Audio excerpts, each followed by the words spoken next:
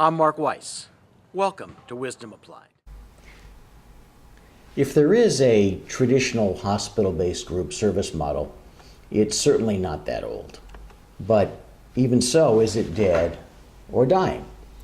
With limited exception, the true hospital-based physician groups didn't form until the early 1980s.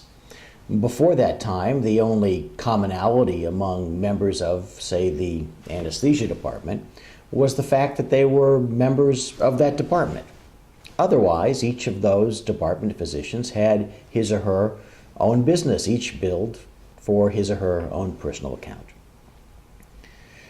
The pressures of managed care contracting led to pressures from hospitals to form groups, which in turn led to exclusive contracting.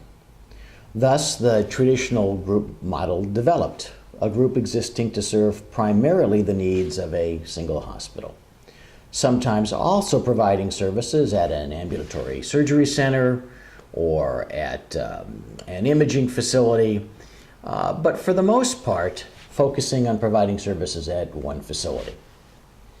Today, those traditional groups are under tremendous pressure from larger regional and national groups and from staffing services which masquerade as groups. Sometimes these larger practices claim to deliver much higher quality, but often they simply compete on price and with paraprofessionals. Their siren song, though, is irresistible to many hospital administrators. So what's a traditional group to do?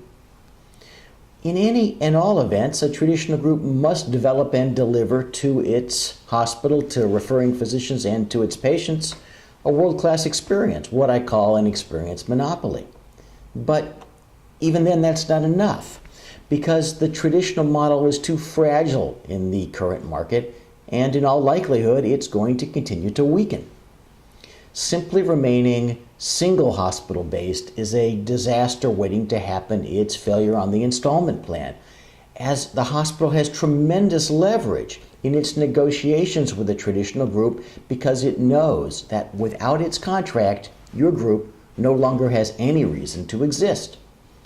Groups need to counter that leverage by developing a true business structure that involves contracting with multiple facilities, mimicking the strategy of the larger competitors, but with a few important differences, including the fact that management is actually on the ground, the fact that ownership is local, not distance, and that it's private practice, not private capital. And also, at the same time, those groups that want the best future must be willing to counterattack the large groups on their own turf, exploiting the weaknesses of the large group model. For complimentary resources, including articles and our monthly newsletter, The Advisory E-Alert, visit advisorylawgroup.com.